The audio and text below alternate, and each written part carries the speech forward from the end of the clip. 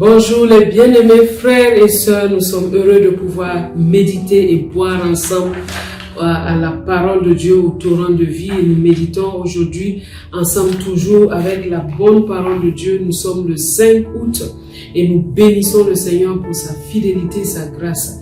Aujourd'hui, nous méditons avec ce thème, le but de l'onction du Saint-Esprit.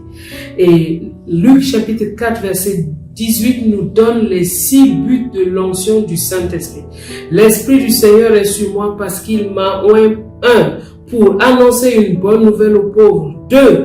Pour envoyer, pour guérir ceux qui ont le cœur brisé. 3. Pour proclamer aux captifs la délivrance. 4. Pour proclamer aux aveugles le recouvrement de la vue. 5. Pour renvoyer libres les opprimés. Et 6. Pour publier une année de grâce du Seigneur. Le Seigneur nous a oint pour ces 6 choses.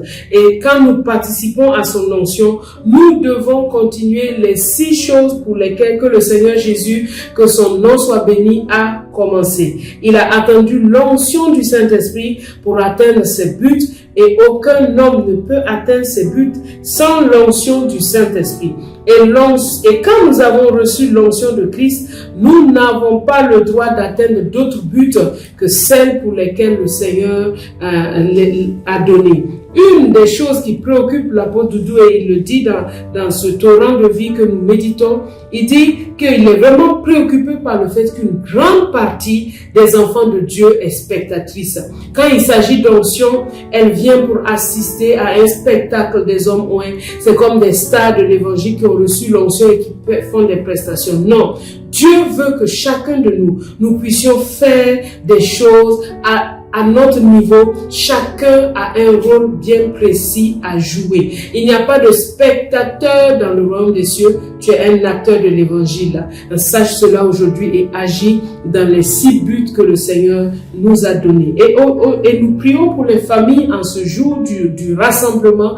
Le mardi, c'était le jour du rassemblement. Nous prions pour les familles avec le psaume 70 qui fait partie de nos textes de lecture. La Bible dit dans le psaume 70, « Oh Dieu, hâte-toi de me délivrer. Éternel, hâte-toi de me secourir. Qu'ils soient honteux et confus ceux qui en veulent à ma vie. Qu'ils reculent et rougissent ceux qui désirent ma perte. Qu'ils retournent en arrière par l'effet de leur honte. Ceux qui disent, ah, que ceux qui te cherchent soient dans l'allégresse et se réjouissent en toi. Que ceux qui aiment ton salut disent sans cesse, exalté soit Dieu. Moi, je suis pauvre et indigent. Ô Dieu, hâte-toi en ma faveur. Tu es mon aide et mon libérateur.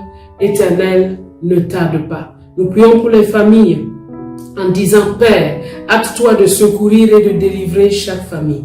Hâte-toi de secourir les familles. Hâte-toi, Seigneur, qu'ils soient honteux et confus. Tous ceux qui en veulent à la vie des familles, qu'ils soient honteux et confus, les esprits destructeurs qui veulent détruire les familles, qu'ils soient honteux et confus, les esprits voleurs qui veulent voler les familles, qu'ils soient honteux et confus, les esprits méchants qui veulent égorger les familles, qu'ils reculent et qu'ils rougissent, ceux qui désirent la perte des familles, qu'ils retournent en arrière par l'effet de leur honte, ceux qui disent ah, oh Père, que tous ceux qui te cherchent, que toutes les familles qui te cherchent soient dans l'allégresse et se réjouissent en toi. Que toutes les familles qui aiment ton salut disent sans cesse, exalté soit l'Éternel notre Père. Oh oui Père, regarde-nous, il y a familles pauvres et indigentes, mais Seigneur, tu te hâtes en notre faveur. Hâte-toi en notre faveur. Hâte-toi de nous secourir, car tu es l'aide de chaque famille, tu es le libérateur de chaque famille. Père éternel, ne tarde pas et que toute la gloire soit à toi dans chaque famille au nom de Christ Jésus. Amen. Amen. Nous prions aussi pour les Philippines. C'est un grand pays car il a plus de 116 millions d'habitants. Nous prions pour tous ces Philippins et nous prions pour le président afin que Dieu bénisse et sauve cette nation. Père, nous prions pour cette grande nation.